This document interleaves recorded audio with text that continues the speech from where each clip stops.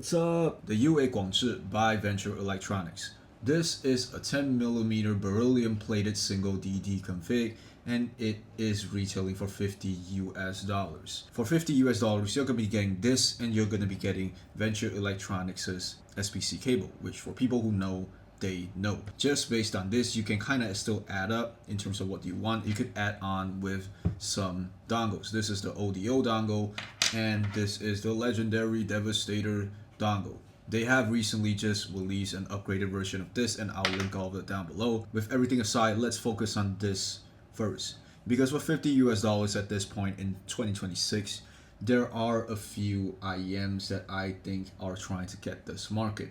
But suffice to say, I'm glad that Wowly has its own philosophy so that for the UA Guangzhi, I don't think they are going to be losing any percentage of the market share, mainly because this thing has its own type of sound. So small form factor, very special resin build as you can see right here with a very nice flaky, glittery faceplate with carbon fiber inlays. Well, what more can I say? Now, just as a simple comparison, let's take the Dunu Titan X. Like literally, just look at this. How small can they make the shell? It is an extremely small form factor. If I am doing it like this, like literally I'm just lying on my pillow with my ears on the pillow, I cannot feel this thing protruding out. Like it is that flush. Now, first impressions on these, other than me just continuously saying that Wowly is really doing something crazy, is the fact that this is a V-shaped IEM with a very nice boost and emphasis on the bass region. And when I say that, expect the lower bass and a little bit of the sub bass to feel a little bit more boomy. But when you say that it's boomy, I like the fact that it's still quite controlled. What do I mean by that is that although it kind of punches you, it kind of feels like it's very strong, it's very big, it still doesn't feel like it is overemphasizing to the point where certain IEMs have some type of bloatiness. This thing doesn't have that. Tonality of the Guangzhi is also leaning towards a warm presentation, but I like the fact that it can maintain a good balance between musicality and technicality. $50 US, you're definitely not gonna be beating things that are $200, $300 US on tech. But musicality wise, I did had some IEMs I've heard recently that is close to $200 and their musicality cannot be as enjoyable as this. So if you want something that just is purely for enjoyment, this is quite good. And this is also gonna be a tangent later, as you can see with all of the accessories right here. This is a very nice IEM for people who wish to do some source rolling, either with cables or even with tips. But personally, I'm not a guy that tip rolls, or with sources. But let's get into that later. Like I said, bass overall it's very well controlled, but I like the fact that the lower bass and a little bit of sub bass have some boominess to give you that nice, deep and rich texture, that type of presentation. And the rumbles in the subs are quite clean and it transitions very well and complements very well with the lower bass. This is definitely a bass head pair, and if let's say some people do not like it that much, they could probably just pair it with the Devastator so that it could tone down the bass a little bit. And vocals, the keyword for the Guangzhi's vocals is thick. But yeah, vocals are gonna be very thick. I wouldn't say they are extremely forward because expect this thing to be a V-shape, but you would still feel like there is enough prominence when you're listening to every single person singing. And yes, with the bodiness, you can feel like everything is quite grounded. Everything just feels very responsive. Everything just feels like you are really more immersed in it. And comparing both of these cables, this is the stock SBC cable and this is an upgrade, which is the Vita cable. And let me just go on a tangent a little bit. This cable, I used to see the legendary Indonesian reviewer Rudy Wijaya Hatono, he keeps using this cable and I was like, man, this cable looks extremely special. Like it is sleeved on the first end and when it splits over the connector, it shows it's bare copper. It just looks very special. And when I listen to it, it's honestly one of the best cables for the price point that you are paying for. If let's say this plus this, Venture Electronics is selling it for a little bit over $100, but for people who can afford it, please just get it, because this is one of those cables that you don't get to listen to for this price point. But anyways, let's get back to the Guangzhi. The vocals, like I said, it is a little bit, V-shaped esque, but with the SPC, it carries more clarity in every single person singing. And for this, if you switch to this, it will be slightly more, I wouldn't say forward, but a little bit more intimate. You can feel like things are getting more intimate with you. And when we're going into the mid-range, unlike the bass, which is, I would say, more warm, this thing feels less warm than the bass region. But I like the fact that every single thing just feels fun. It just feels very natural. And on all of those pop songs, all those radio-friendly songs, they carry a slightly brighter, presentation, and overall it feels more high energy. And when I talk about radio-friendly songs, you could probably think of a few. Something from like The Weeknd, something from like, honestly, I haven't listened to a lot of radio, but you get what I mean. And in terms of acoustic sets, instruments, you know that one video where Linus cried because DMS gave him the Abyss 1266 to test?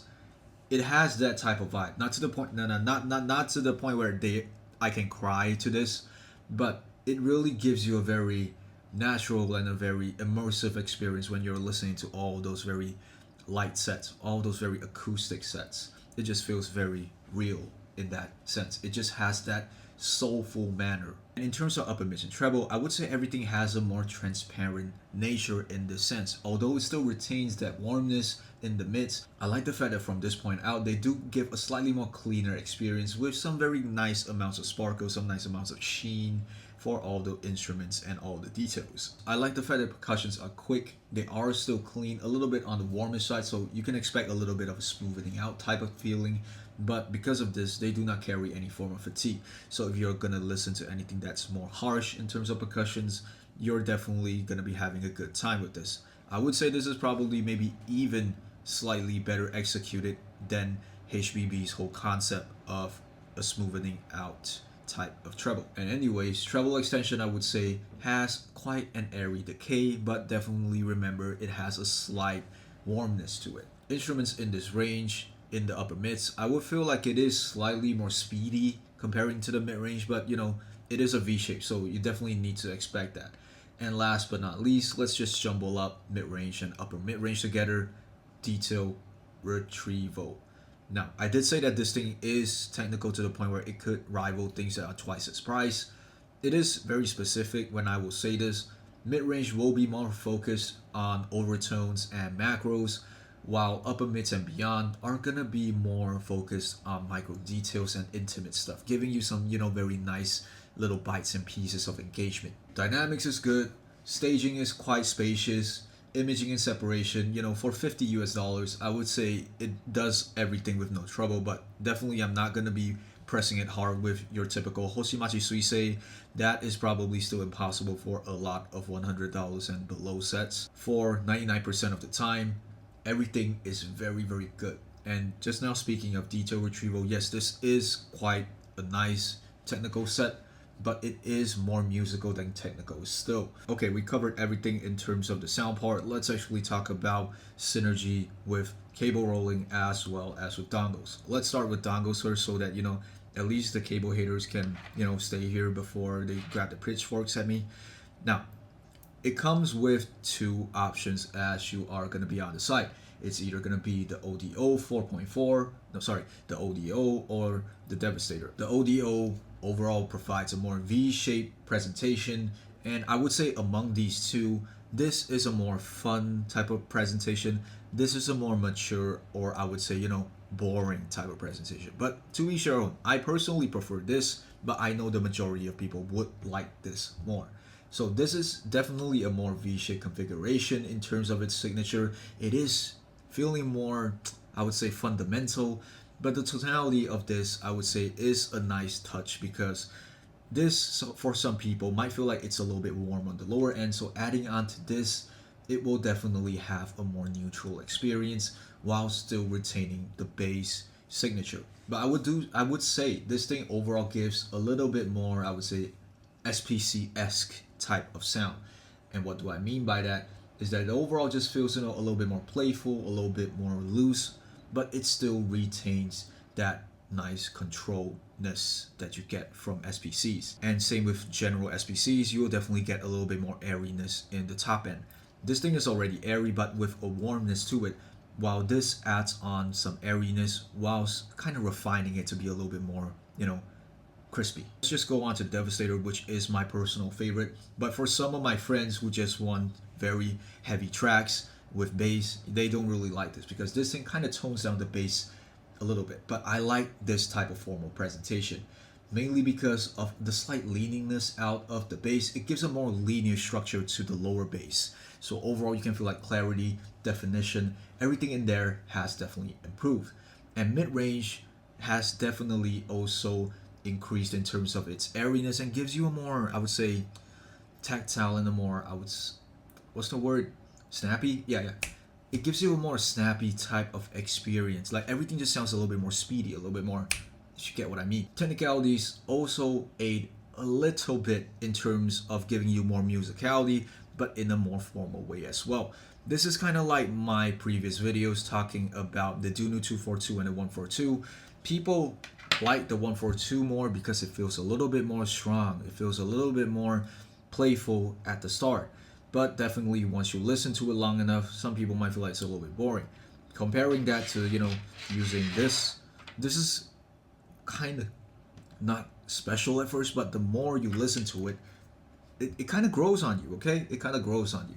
And this is probably the best segue to everybody's favorite snake oil topic, cables. Personally, I like this a lot because it gives the bass even more depth. It feels even more groovy. It gives you an even more intimate experience in the vocals and overall smoothens everything out just a little bit more. While this is again more or less the same with this. It gives you a typical V-shaped experience. Not to say that it's wrong, but if I were to start out with this years ago, instead of like using the BL03s, the BL01s, I would say these will definitely be a better price grab than something along the likes of even the Moondrop Aria, something along the lines of the Triple Wing Medley by HBB. This personally, I would say, is a better complement in terms of what HBB is trying to do back then. So it really depends on what you want to do, but I would say Lee has given you guys a very nice starting point with only $50 for this. And to say, what do you want to pair with this? The sky's the limit. Anyways, this is the video. Thank you for watching. More videos to come. It's probably gonna be these type of top downs videos for the entirety of June because I really am freaking busy with a lot of IRL work. But until then, thanks for watching. I'm sorry, Lee, for taking so long on this. I'm extremely sorry. Okay, so thanks for watching. See you guys in the next one. Have a great day.